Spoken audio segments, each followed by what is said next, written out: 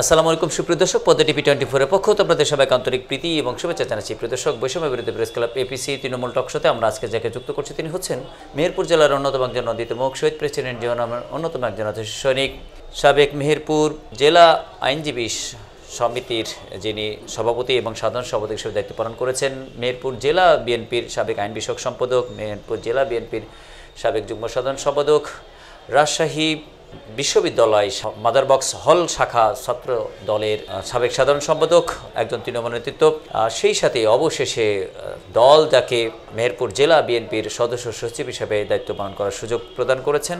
আগামী ত্রয়োদশ সংসদ নির্বাচনের একজন নন্দিত মুখ, মেহেরপুর 1 এর ব্যাপারে যার মাঠে যার নাম শোনা যাচ্ছে, সেই বিদগ্ধ ব্যক্তিত্ব এবং রাজনৈতিক ব্যক্তিত্ব, একজন আইনবিদ জনাব অ্যাডভোকেট কামরুল হাসান আজকের অনুষ্ঠানের আলোচক। প্রিয় দর্শক, অনুষ্ঠান কিন্তু কোনো প্রশ্ন যদি আপনারা করতে চান তাহলে স্ক্রিনে তখন মোর কল করলে আমরা আজকের যিনি একজন তৃণমূল নেতৃত্ব রয়েছেন, শহীদ প্রেসিডেন্ট জিয়াউর আদর্শ নিয়ে দীর্ঘ 40 বছর যিনি রাজপথে চড়াই উত্থানের মাধ্যমে রাজনীতি করে যাচ্ছেন, তার কাছ থেকে আমরা ইতিহাসের কিছু বিষয় জানবো, মেহেরপুরের রাজনীতির বিষয় নিয়ে কিছু জানবো এবং আগামী ত্রয়োদশ সংসদ নির্বাচন নিয়েও তার প্রত্যাশা শুনবো। দর্শক, আপনারা আমাদের সাথে যুক্ত তখন আমাদের সাথে যুক্ত হচ্ছেন জনাব অ্যাডভোকেট কামরুল হাসান। যে জনাব দর্শক শ্রোতাদেরকে জানাতেন, দীর্ঘ সময় ধরে আপনার রাজপথের পথ চলা দেখতে দেখতে কিন্তু 40টি বসন্ত পার হয়ে গেছে।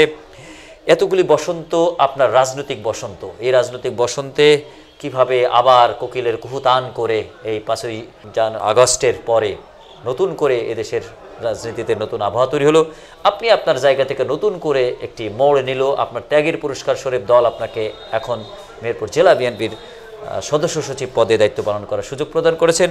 আপনি দর্শকদেরকে জানাতেন কি প্রেরণা ছিল বা উৎসাহ উদ্দীপনার কারণে আপনি অন্য রাজনৈতিক আদর্শের পরিবর্তে জাতীয়তাবাদী আদর্শ, শহীদ প্রেসিডেন্ট জিয়াউর আদর্শ নিয়ে রাজপথে আসলেন।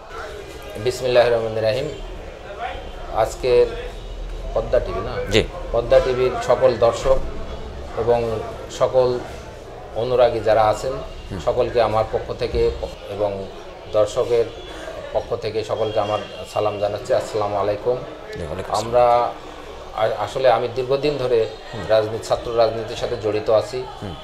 আমি এরশাদ বিরোধী আন্দোলনে বিশ্ববিদ্যালয়ে 89-এ আমরা যখন এই বিশ্ববিদ্যালয়ে প্রথম ভর্তি হই, তখন আমি ভর্তি হওয়ার পরপরই এরশাদ বিরোধী আন্দোলনে পড়ি এবং আমি রিজভি ভাই এবং রাজশাহী বিশ্ববিদ্যালয়ের যারা সাবেক নেতা হারুন ভাই, নাদিম মোস্তফা, এদের সাথে বিশ্ববিদ্যালয়ে মিছিল মিটিং করেছি বিভিন্ন সময় এবং পরবর্তীতে 92-তে ছাত্রৈক্যের মাধ্যমে ছাত্রৈক্য আমাদের যখন বিএনপির ওপরে আঘাত করে, ছাত্র দলের ওপর আঘাত করে, তখন ক্যাম্পাসে একটা বিশৃঙ্খলা পরিবেশ তৈরি হয়।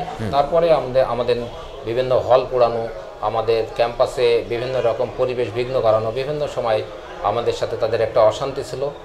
তার পরবর্তীতে আমি 96-এ মাস্টার্স করি। মাস্টার্স করার আসার পর আমি 97-এ একটা কমিটি হয় মেহেরপুরে, আমি 97-এই জয়েন করি বারে এবং বারে জয়েন করার পরপরই মেহেরপুর আইন বিএনপিতে একটা কমিটি হয়, সেই কমিটির আমি আইন বিষয়ক সম্পাদক হই।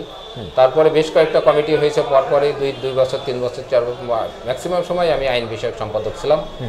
পরবর্তীতে 2018 সালে যে কমিটি হয় সেই কমিটিতে আমাকে জয়েন্ট সেক্রেটারি করা হয় এবং আজকে 2024-এর 13ই ডিসেম্বর যে কমিটি হয় সেই কমিটিতে আমি সদস্য সচিব হিসাবে আমাকে আমাদের প্রিয় নেতা, আমাদের হলো মাদার অফ ডেমোক্রেসি যাকে বলা হয়, আমাদের মা, প্রিয় মা, আমাদের বেগম খালেদা জিয়া এবং আমাদের হলো প্রেসিডেন্ট, আমার ভারপ্রাপ্ত প্রেসিডেন্ট জনাব তারেক রহমান আমাদের সমস্ত বিষয় আমাদের বিভিন্ন মাধ্যমে তদন্ত করে কারা বিএনপির জন্য ভালো, কারা বিএনপির নেতাকর্মীর জন্য সেফ এবং কারা গণমানুষের সাথে আছে, তাদের দিক বিশ্লেষণ করে আমাকে এবং আমি যেহেতু রাজশাহী বিশ্ববিদ্যালয়ের ছাত্র, আমার প্রেসিডেন্ট ঢাকা বিশ্ববিদ্যালয়ের ছাত্র, আমাদের দুইজনাকে মেহেরপুরের দায়িত্ব দিয়েছে এবং এই দায়িত্ব আমরা সঠিকভাবে পালন করব ইনশাল্লাহ।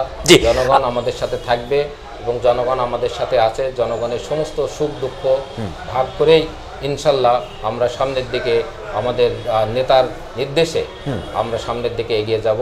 জি, আপনি যেটি বলছিলেন যে এই ক্ষেত্রে জনাব তারেক রহমান দীর্ঘ যাচাই বাছার ভিত্তিতে, দীর্ঘ ত্যাগের মহিমার কারণে, দীর্ঘ ত্যাগের পুরস্কার স্বরূপ 2টি বিশ্ববিদ্যালয়ের 2জন একজন স্বীকৃত শিক্ষার্থী সজ্জন ব্যক্তিত্ব বিচার করে, নীতির বিচার করে, জ্ঞান বিচার করে, ত্যাগ বিচার করে অবশেষে মেহেরপুর জেলা বিএনপিতে যে পরিবর্তনটি আনলেন, এটি রাজনীতিতে আসলে কতটা সুবাতাস বইবে বলে আপনি মনে করেন? মেহেরপুরের এই কমিটি সারা দেশের রাজনৈতিক অঙ্গনে কতটা সাড়া ফেলেছে বলে আপনি মনে করছেন?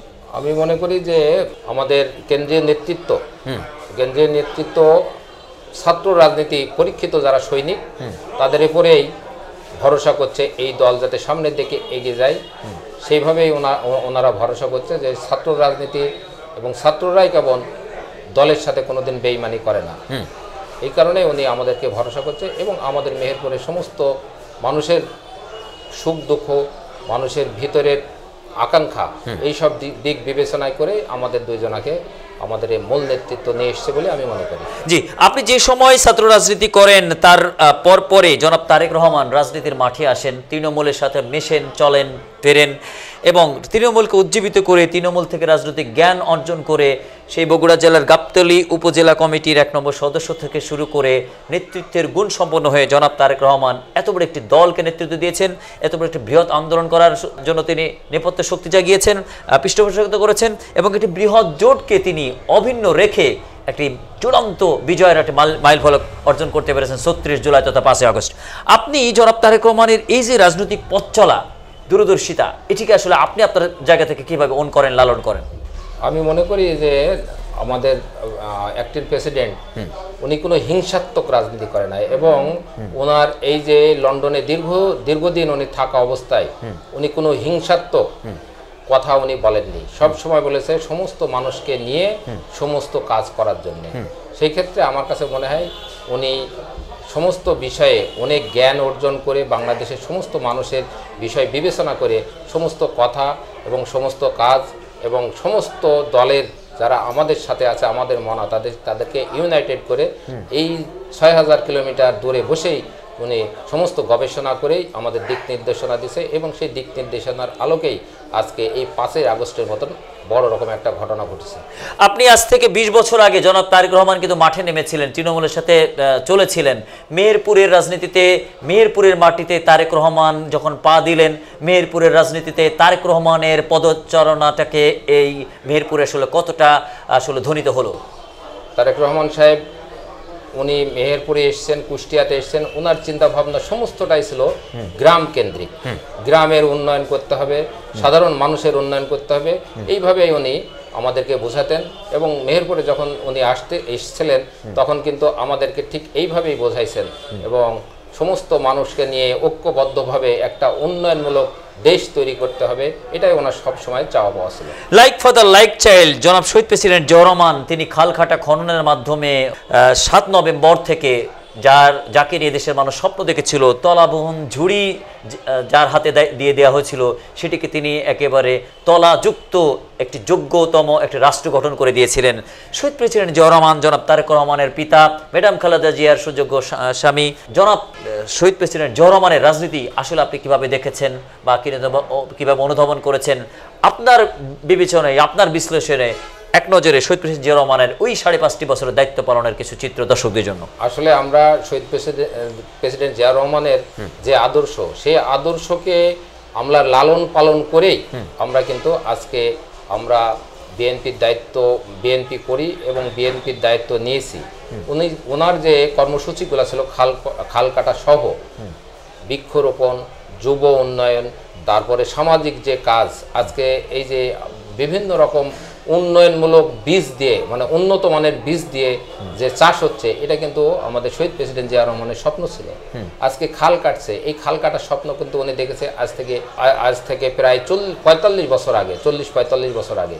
আমরা শহীদ প্রেসিডেন্ট জিয়াউর রহমানের দল করি, কারণ হলো শহীদ প্রেসিডেন্ট জিয়াউর রহমান যে বছর ক্ষমতায় ছিলেন, একটা তলাবিহীন ঝুড়ি থেকে উনি একটা উন্নয়নমূলক দেশ উনি তৈরি করেছিলেন এবং বিপরীতে শেখ মুজিবুর রহমান 3.5 বছর ক্ষমতায় থাকার পর দেশকে একটা দুর্ভিক্ষপূর্ণ দেশে পরিণত করেছিলেন। এই কারণেই আমরা শহীদ প্রেসিডেন্ট তার আদর্শ তার সমস্ত কিছুকেই আমরা মনে করি যে উনি আসলে বাংলাদেশের মঙ্গল চেয়েছেন, এবং বাংলাদেশের মঙ্গল চাওয়ার কারণেই আমরা ওনার আদর্শে আদর্শিত হয়ে আমরা শহীদ প্রেসিডেন্ট জিয়া রহমানের আদর্শের যে 19 দফা বাস্তবায়ন, সেই বাস্তবায়নের পরিপ্রেক্ষিতে আমরা মনে করি যে ওনার দলটা আসলে সঠিক দল ছিল, ওনার কর্মপরিধি সঠিক ছিল, সব কিছু সঠিক থাকার কারণে আমরা ওনার আদর্শে আদর্শিত হয়ে এই সংগঠন। যে আপনি যেটি বলছিলেন জনাব শেখ মুজিবুর রহমান, যিনি একসময় 6 দফার ভিত্তিতে, পরবর্তী 11 দফার ভিত্তিতে দেশের মানুষকে স্বপ্ন দেখিয়ে চূড়ান্ত পর্যায়ে নিয়ে আসলেন 7ই মার্চের পর্যায়ে।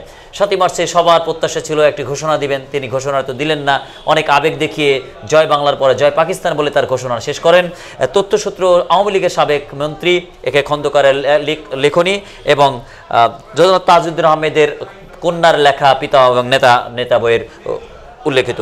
এরপরে আরও কয়েকদিন চলে গেল, 25শে মার্চের কালরাত্রির প্রেক্ষাপট আসলো। তিনি এবার দায়িত্বশীল ভূমিকা পালন না করে তার নেতাদেরকে নাকে তেল দিয়ে ঘুমাতে বলে নিজের পরিবারকে সেফ জায়গায় রেখে পাকিস্তানিদেরকে ডেকে তাদের গাড়িতে চড়ে তিনি বিদেশে চলে গেলেন। এমন অবস্থায় এদেশ যখন অরক্ষিত, তখন সেনাবাহিনী থেকে উই রিভোল্ট বলে যে মানুষটি বাংলাদেশের রাজপথে আসলেন, বাংলাদেশের মানুষ যাকে মেজর জিয়া নামে চিনল এবং বাংলাদেশের মানুষ যাকে ধারণ করলো, তিনি দুটি ঘোষণা দিয়েছিলেন। প্রথম ঘোষণা শোনার পরে আওয়ামী লীগের মহল থেকে একটা রিকোয়েস্টের কারণে তিনি দ্বিতীয় ঘোষণাটিও পাঠ করেন।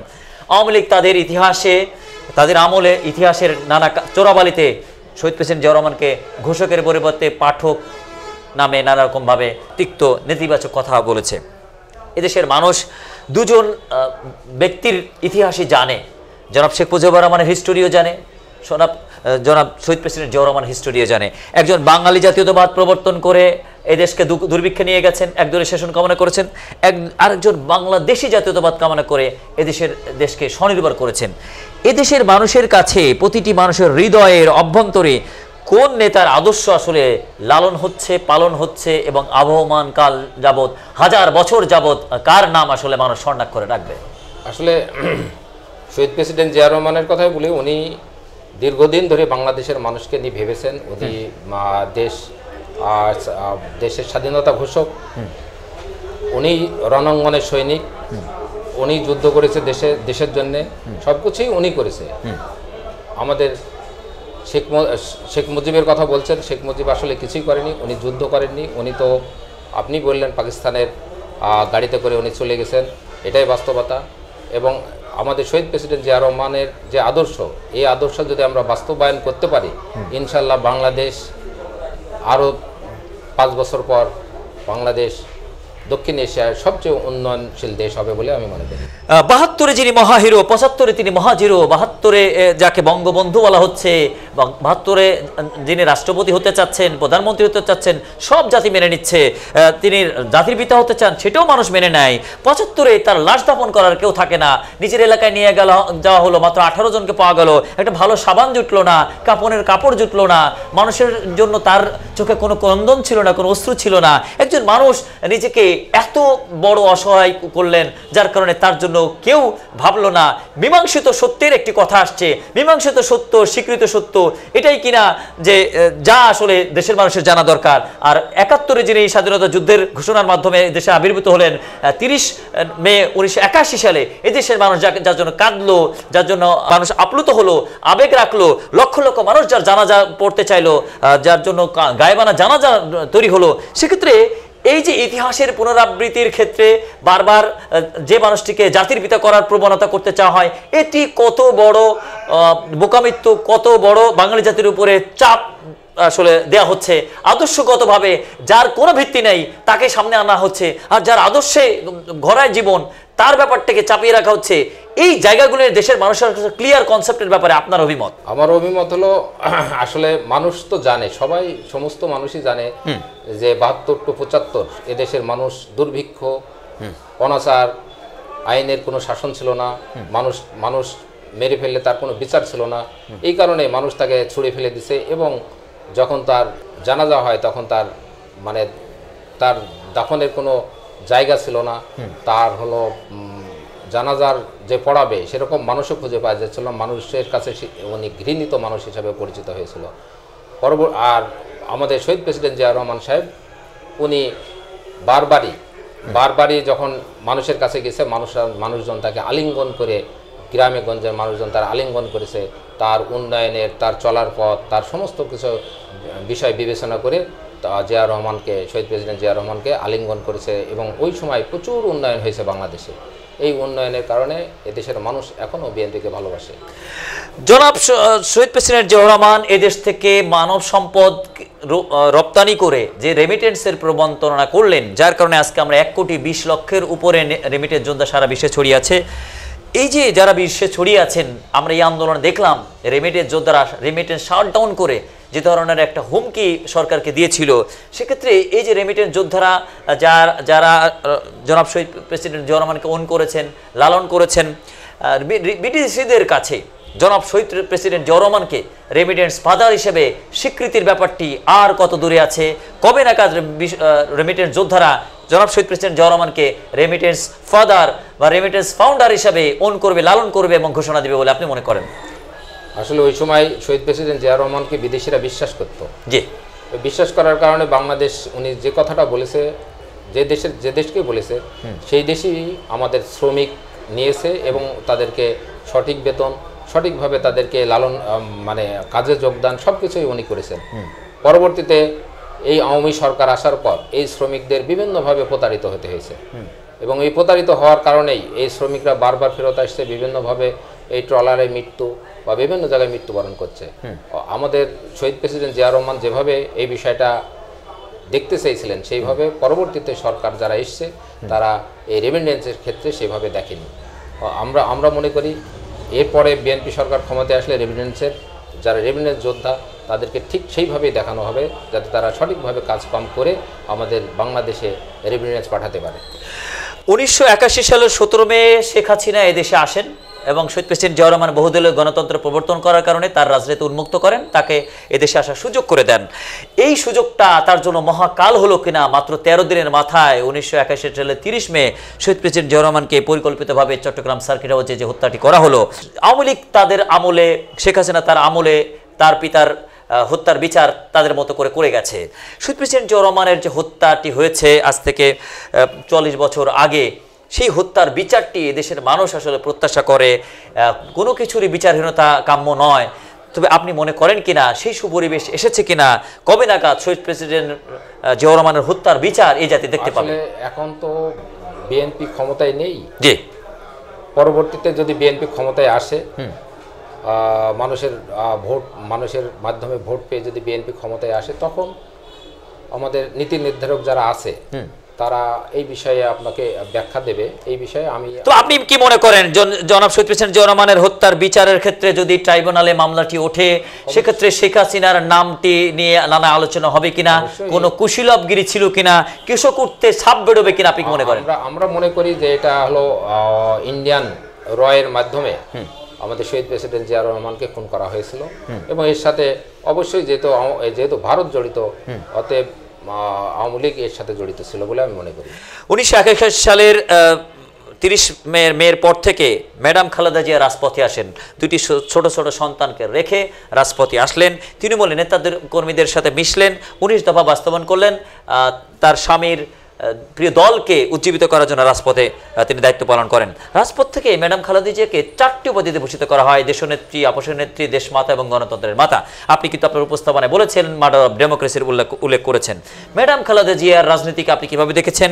রাজপথ থেকে তাকে যে উপাধিগুলি দেওয়া হয়েছে, এটির সার্থকতা, যৌক্তিকতা কতটুকু বলে আপনি মনে করছেন? আসলে ওনার প্রত্যেকটা যে আপনি উপাধি দিলেন, এটা সঠিক উপাধি। কারণ হলো উনি দেশমাতা, উনি গণতন্ত্রের মা, উনি যে এই যে আপসীন নেত্রী, এই যে উনি যদি আপসীন না হতেন, তাহলে হয়তো দেখা যাচ্ছে যে শেখ হাসিনার কোনো ফাঁদে উনি পা দিয়ে বিদেশে চলে যেতেন। উনি যেহেতু আপসীন ছিলেন এবং উনি বলতেন যে এই দেশ আমার, এই দেশ ছাড়া আমার কোনো দেশ নেই, আমার যদি মৃত্যু হয় তাহলে এ দেশেই হবে। এইসব বিবেচনায় আপনার যে বিশেষণগুলো আছে, সব বিশেষণগুলো সঠিক বলে আমি মনে করি। 111-এর সময় ম্যাডাম খালেদা জিয়াকে এদেশ থেকে বিদেশে পাঠানোর জন্য যে চক্রান্তই 111-এর সরকার করেছিল, তার কিন্তু খড়গ গিয়েছিল জনাব তারেক রহমান এবং আরাফাত রহমান কোকোর উপরে। জনাব তারেক রহমান তখন থেকে অসুস্থ, তার মেরুদণ্ডের হাড় ভেঙে দেওয়া হয়।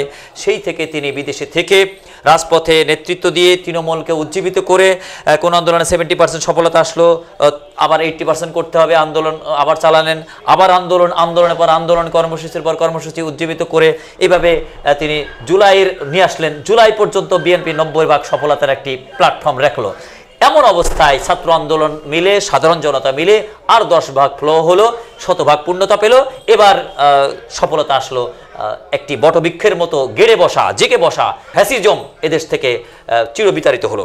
সেক্ষেত্রে এই যে জনাব তারেক রহমান যেভাবে বিদেশ থেকে নেতৃত্ব দিলেন, এত বড় দলকে উজ্জীবিত রেখে ছাত্রদের সাথে মিলে ছাত্রদের 9 দফাকে 1 দফাতে রূপান্তরিত করার কৌশল খাটিয়ে চূড়ান্তে যে বিজয় আনলেন, এই যে মাস্টার প্ল্যান তিনি ধারণ করলেন, মাস্টার মাইন্ড তিনি ধারণ করলেন, এই আন্দোলনের মাস্টার মাইন্ড নিয়ে এই আন্দোলনের ফাউন্ডার স্টেক হিসাবে অনেকের নামের আলোচনার ক্ষেত্রে ডক্টর মোহাম্মদ ইউনূস একটি জায়গায় তিনি বললেন যে এই ছেলেটি মাস্টার মাইন্ড। এই কথাটিগুলি নিয়ে কিন্তু ব্যাপক কথা হচ্ছে। আন্দোলনের সফলতা আসলে কি 90% উপরে নাকি 10%-এর উপরে? সেক্ষেত্রে আন্দোলনের মূল মাস্টার মাইন্ড হিসেবে জাতি আসলে কাকে মনে করে? আসলে দীর্ঘদিন ধরে তারেক রহমান দেশে আন্দোলন সংগ্রাম করে আসছে বিভিন্নভাবে, আমাদেরকে দিয়ে বিভিন্নভাবে আন্দোলন সংগ্রাম করছে। এই আন্দোলন সংগ্রামের যে সর্বশেষ পরিণতি সেটা হলো এই যে 5ই আগস্টের যে পরিণতি। এইখানে আমাদের বিএনপি বা আমাদের বিএনপির অঙ্গ সংগঠনের প্রচুর নেতাকর্মী বিভিন্ন সময় মারা যায় এবং তারের যে নেতৃত্ব, আমাদের তারেক রহমানের যে নেতৃত্ব, সেই নেতৃত্ব ধরেই আজকে কিন্তু 5ই আগস্টের উত্থান বলে আমি মনে করি। এক্ষেত্রে ছাত্র জনতা যে বিষয়গুলি বলছে যে তারাই তাদের স্টেক, এক্ষেত্রে আমরা দেখতে পাচ্ছি যে একটা জেলায় 10 জন সমন্বয়কের মধ্যে 7 জন, 8 জন, 9 জনই হচ্ছে বিএনপি পরিবারের, অর্থাৎ বাবা বিএনপি রাজনীতি করেন, সন্তান ছাত্র আন্দোলনে যুক্ত হয়েছেন। এই চিত্রটি আমরা দেখতে পাচ্ছি। সেক্ষেত্রে এই আন্দোলনের 90% তো এই দেশের জনাব তারেক রহমান নেতৃত্বে হয়েছে কিনা, 90% ওন আসলে তারেক রহমান বা জাতীয়তাবাদী দল আসলে করে কিনা? আমি মনে করি যে 90%ই তারেক রহমানের, মানে তারেক রহমানের ঝুলিতে যাওয়া উচিত বলে আমি মনে করি। আগামী ত্রয়োদশ সংসদ নির্বাচনের প্রেক্ষাপট চলছে। যে শিশুটি আজ থেকে 18 বছর আগে জন্মেছে সে দেশে জানেনি যে ভোট নামের একটু সৌন্দর্য আছে, ভোট নামের একটি উৎসবমুখরতা আছে। সেক্ষেত্রে যতবারই নির্বাচন হয়েছে, নানা কালাকানুনের ভিতরে নির্বাচন হয়েছে, এক দফা নির্বাচন হয়েছে, সংঘাতমূলক প্রেক্ষাপট হয়েছে, অবাধ সুষ্ঠু নির্বাচনের একটি প্রেক্ষাপট সারা দেশ আসলে অপেক্ষা করছে। আগামী ত্রয়োদশ সংসদ নির্বাচনে মেহেরপুর 2টি আসনের মধ্যে মেহেরপুর 1-এর নন্দিত মুখ হিসাবে আপনার নামটি আমরা মাঠ পর্যায়ে পেয়েছি। আপনি জেলা বিএনপির সদস্য সচিব হিসেবে দায়িত্ব পালন করছেন। আপনি কি মনে করছেন আপনার ত্যাগের পুরস্কার স্বরূপ এত বছর পর আপনাকে যেহেতু দলের সাধারণ সম্পাদকের ট্র্যাকে সদস্য সচিব হিসেবে দায়িত্ব পালন করার সুযোগ দেওয়া হচ্ছে, সেক্ষেত্রে আগামী ত্রয়োদশ সংসদ নির্বাচনে আপনাকে নন্দিত মুখ হিসাবে মেহেরপুর 1-এ মনোনীত করা হবে কিনা, আর মনোনীত হলে আপনি অবাধ সুষ্ঠু নির্বাচনে বিজয়ের প্রত্যাশা করেন কিনা? এটা আমি কাজ করে যাব, সদস্য সচিব হিসাবে কাজ করে যাব, মানুষের দ্বারে দ্বারে যাব। মানুষজন যদি মনে করে এখান থেকে যদি সাউন্ড আসে যে আমাকেই সংসদ সদস্য নির্বাচিত করলে সাধারণ মানুষের উপকৃত হবে, সাধারণ মানুষ ভালো থাকবে, তাহলে অবশ্যই আমাদের প্রেসিডেন্ট তারেক রহমান যদি মনে করে আমাকে দায়িত্ব দিলে অবশ্যই আমি এখানে ব্যাপক ভোটে বিজয় হয়ে আমি সংসদ সদস্য হব বলে মনে করি। আপনাকে যদি বিজয়ী করা হয়, আপনাকে যদি মনোনয়ন দেওয়া হয়, আপনি যদি বিজয়ী হন, তাহলে মেহেরপুর 1-এ কি কি উন্নয়নের পরিকল্পনা আপনার রয়েছে? কোন কোন বিষয়গুলি বৈষম্য আপনার কাছে এসেছে যেগুলি নিয়ে আপনি কাজ করার বলে উপযুক্ত মনে করেন? মেহেরপুর বাংলাদেশের প্রথম রাজধানীর একটি জেলা, সেই মেহেরপুরকে সাজানোর ক্ষেত্রে কী রকম পরিকল্পনা রয়েছে?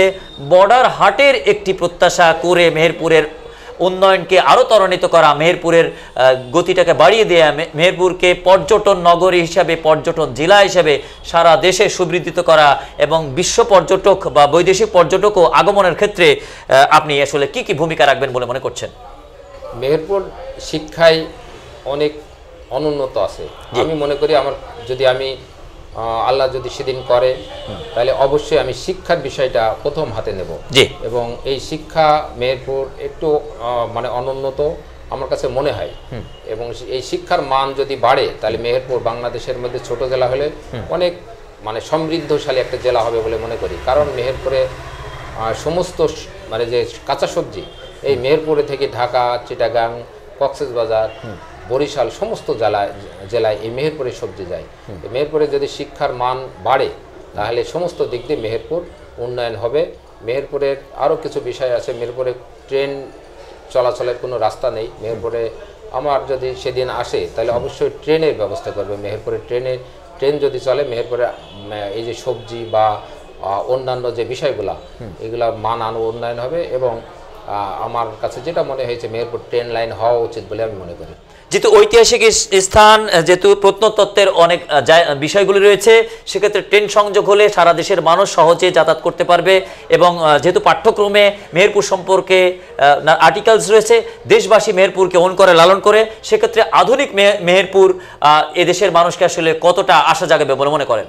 মেহেরপুর আসলে একটা পকেট এরিয়া, এখানে পর্যটক ওইভাবে আসে না, পর্যটক আসে, কিছু কিছু আসে। আর পর্যটকের ক্ষেত্রে মেহেরপুরকে ওইভাবে আমার মনে হয় না ডেভেলপ করা যাবে। তবে মেহেরপুরকে আরও অন্যান্য বিষয় আছে যেগুলো ডেভেলপ করা সম্ভব, সেগুলা আমরা যদি নেক্সট ডে আপনি যদি আসেন, আপনার মাধ্যমে আমরা জানাবো। পলাশীর আম্রকানন যেমন খুব উল্লেখিত একটি নাম, ঠিক তেমনি মেহেরপুরের বৈদ্যনাথ তলা একটি ঐতিহাসিক নাম। এই নামগুলির সাথে সংযোগের ক্ষেত্রে, এখানে বর্ডার ওপেন করার ক্ষেত্রে, বর্ডার হাট করার ক্ষেত্রে আসলে কতটা গুরুত্ব রয়েছে বলে আপনি মনে করেন? এপার বাংলা ওপার বাংলাটা যদি ওপেন হয়, এই মেহেরপুর আরো বেশি সমৃদ্ধ হবে কিনা? এখানে আমি গুরুত্ব মনে করি না, কারণ একটা সিকিউরিটির ব্যাপার আছে। জি, সিকিউরিটির ক্ষেত্রে আমার মনে হয় সমস্যা হতেও পারে। এটা আমি খুব একটা গুরুত্ব দিচ্ছি। বর্ডার হাট, বর্ডার ওপেন করে দেওয়া, এটা আমি সিকিউরিটি মনে করি না, আনসিকিউর মনে করি। জি, আপনি জেলা আইনজীবী সমিতির ইতিপূর্বে দায়িত্বশীল ছিলেন। সেক্ষেত্রে জেলা আইনজীবীদের উন্নয়নের ক্ষেত্রে, যেহেতু আপনি একজন লয়ার, আবার আইন প্রণেতা হিসাবে আপনাকে যদি পার্লামেন্টের সুযোগ আসে, সেক্ষেত্রে পার্লামেন্টে আপনার প্রথম বক্তব্য আসলে কি থাকবে এই মেহেরপুরের জন্য? মেহেরপুরের উন্নয়নের জন্য আমার কথা হবে। মেহেরপুর আমাদের সরকারিভাবে কোনো বিল্ডিংয়ের ব্যবস্থা করা নেই। বিল্ডিং সহ আমাদের কোর্টের যে সমস্যাগুলো, কোর্টের সমস্যা, আমাদের আলাদা চিফ জুডিশিয়াল ম্যাজিস্ট্রেট কোর্টের আলাদা আদালত নেই, বা অন্যান্য আরও যে সমস্যাগুলো আছে, সেগুলো আমরা আস্তে আস্তে দেখে এই সমস্যাগুলো সমাধান করব। দীর্ঘ বছর পর ম্যাডাম খালেদা জিয়া এবং তারেক রহমান, মা এবং ছেলের মিলন হয়েছে। ঐতিহাসিক একটি দৃশ্যপট, আবেগঘন একটি প্রেক্ষাপট। মা অবশেষে বিদেশে গেলেন, তবে মুক্ত স্বাধীনভাবে গেলেন, কোনো প্রেসারে গেলেন না। তিনি চিকিৎসাধীন আছেন। হয়তো মা এবং পুত্রকে একসাথে, অথবা পুত্র একজন না একজন হয়তো আসবেন। তারেক রহমান এদেশের মাটিতে যখন পা দেবেন, বা ম্যাডাম খালেদা জিয়া এবং তারেক রহমান মা ছেলে যখন এদেশের মাটিতে আসবেন, এদেশের রাজনীতির আবহাওয়া আসলে কতটা সৌন্দর্য বর্ণিত হবে, বা কতটা রাজনৈতিক একটি প্রেক্ষাপট উন্মোচিত হবে বলে আপনি মনে করেন? আমরা খুব তাড়াতাড়ি আশা করছি ওনারা দুজন একসাথেই আসবে, এবং ওনারা যখন একসাথে আসবে, সারা বাংলাদেশের মানুষ সব নড়ে চড়ে বসবে, এবং বাংলাদেশ একটা অন্যরকম একটা আবহাওয়া তৈরি হবে, যে বাংলাদেশের মানুষের ভিতরে কোনো ভেদাভেদ থাকবে না, কোনো গণ্ডগোল থাকবে না, সবাই শান্তিপূর্ণভাবে বাংলাদেশের মানুষ সবাই বসবাস করবে বলে আমি মনে করি। রাজনীতিতে একটি কথা আছে, বলা হয় যে রাজনীতিতে শেষ কথা বলতে কিছু নেই। একজন ছিলেন শেষ কথা বলতে কিছু নেই, মানে মুহূর্তে কথা পরিবর্তন করে তিনি দেশ থেকে যেভাবে বিতাড়িত হয়ে গেছিলেন, দুই নেত্রীর বাংলাদেশ থেকে এখন এক নেত্রীর বাংলাদেশ হয়ে গেল। যিনি রাজনীতিতে শেষ কথা বলতে কিছু আছে, রাজনীতিতে সঠিক কথার উপরে থাকতে হয়, নিজের নীতির উপরে থাকতে হয়। এই নীতিকে শ্রদ্ধা করে রাজনীতিতে নীতিবান হয়, নীতির রাজনীতি করার কারণে ম্যাডাম খালেদা জিয়া আজকে টিকে গেলেন, শেখ হাসিনা শেষ হয়ে গেলেন। এই জায়গা থেকে রাজনীতিবিদদের উদ্দেশ্যে আসলে আপনার কি প্রত্যাশা রয়েছে? রাজনীতিবিদদের জন্য আপনার কি বক্তব্য রয়েছে? দেশবাসীর উদ্দেশ্যে, মেহেরপুর জেলা বিএনপির সবার উদ্দেশ্যে এবং মেহেরপুর সদর সংসদীয় আসনের বাসীর উদ্দেশ্যে আপনার কি বক্তব্য বা প্রত্যাশা? আসলে রাজনীতিতে নিজে চাওয়া পাওয়া বলে কিছু থাকে না।